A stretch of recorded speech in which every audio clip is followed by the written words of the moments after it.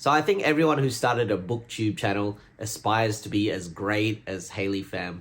She's gorgeous, she reads so much, and she's got like 1 million subscribers. And so I was watching one of her vids to see like what all the fuss was all about, because I want to grow my channel. Currently it's like 0 subscribers, 0 views. One video I saw was she recommended this book, Funny Story by Emily Henry. She gave it 5 stars, and in this video you'll see why I disagree with that. But I also share my final thoughts about this book, about what I took away from it, what I learned. In my previous video, I did a whole chapter by chapter reaction. I gave my predictions and analysis and summaries, all that kind of stuff, and you can check it out here. Without further ado, here are my final thoughts. It's gonna be all spoilers, so you better have read this. It was a strong start, kind of dragged on in the middle, got pretty good at the end. Good ending, for sure.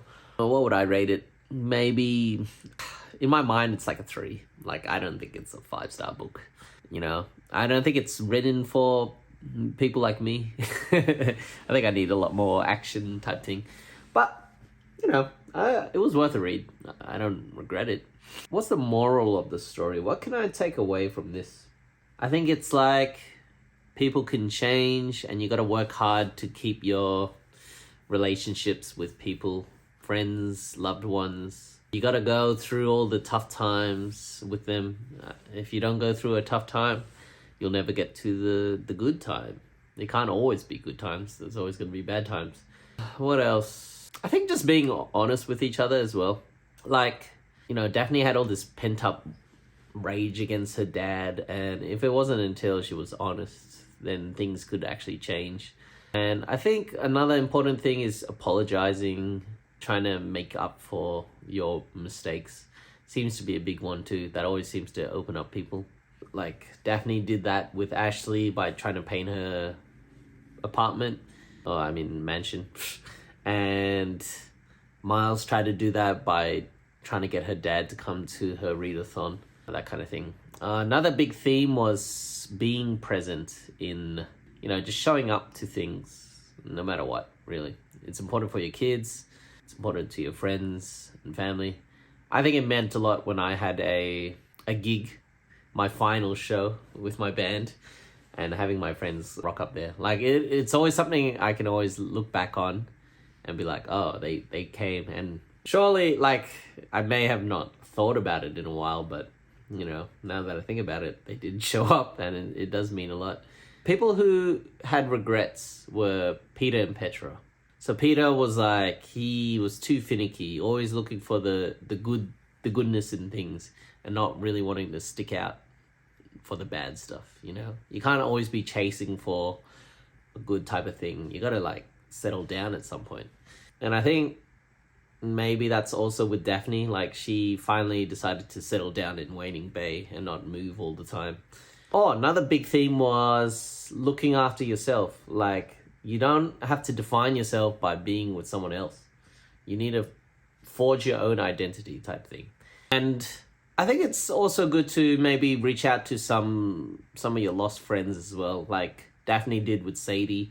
She reached out, you know, like they used to be best friends, and she said like she missed her. She wrote like a whole letter type thing. And yeah, just that kind of thing really matters to people. I guess I took a lot away from this book. I guess with Miles's problem was what was Miles's problem? Like he mistrusted himself a lot, and that was through his parents. And I think he got better when he like moved away from his parents and stuff. So maybe one other lesson is to move away from toxic people in your life, you know, toxic people that always bring you down, that kind of thing. And I guess the way you treat kids will also have a big impact on them in the future.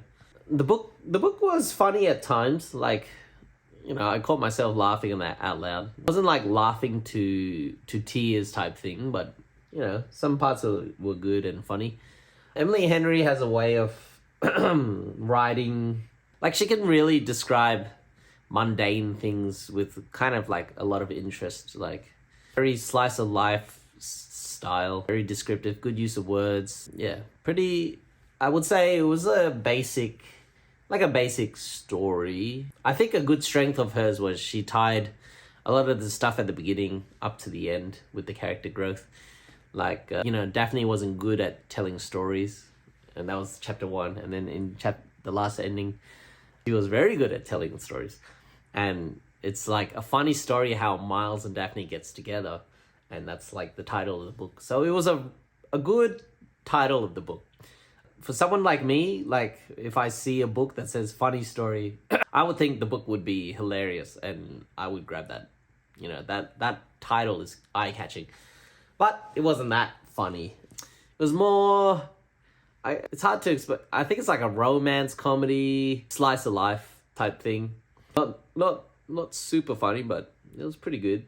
I like the steamy scenes. It wasn't as steamy as I wanted to. So very like PG, I guess. Maybe M15 scenes, I would say. So maybe I'll try an erotic novel next time.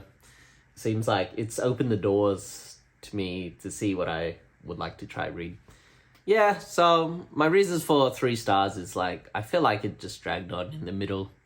There were a lot of like subplots that kind of didn't work out. Like, I swear there was a part where she installed all these like dating apps on her phone and like that didn't go anywhere. The whole like wedding Peter and Petra thing didn't go anywhere really. Like, I guess Peter, well, it was kind of cool that they just called off the wedding. So poor Peter, he's been in like two engagements, 2 weddings, and like, yeah, they both didn't end up in a good spot. But yeah, it kind of dragged on, and I don't know what it was. It took forever for Miles and Daphne to like get together. That was kind of the most frustrating part. That was like, oh, come on guys, just do the right thing. And another thing is, I guess I'm a bit, there's a lot of hype around this book. Like Haley Pham gave it a 5-star, and I thought, because she reads heaps and she's got a massive YouTube channel, I thought it would also be a 5-star book for me. But yeah, I guess it goes to show like the type of audience this author writes to, I guess, really matters. I don't know, because I don't really read a lot of romance type novels. I'm starting to see that I kind of need like a big plot, like big thing in the story. Like my favorite books are like 11/22/63, where there was like time travel, trying to stop the JFK assassination. Recursion was another dreaming time travel type thing. Oh god, that was so good. But another favorite book of mine was kind of like a slice of life comedy high school type thing, but it did have like a mystery behind it. Like, I forgot the mystery though. Like why the teacher was really bad. I don't know. That was a really good book too. So I think I like a big mystery, big type of thing. This one, I don't know. It felt like it wasn't really leading anywhere. Like, I thought it was going to lead all the way to the wedding of Peter and Petra, but then it really just led all the way to the readathon. And the readathon wasn't like the biggest event type thing, but it was a way for all her friends to come and show support, that kind of thing. Any other thoughts? I'm also interested to watch back all the footage and see how well my predictions went. Were they good? Were they bad? I think I got quite a few kind of right. Okay, I think that's all my final thoughts. I can't really think of anything more.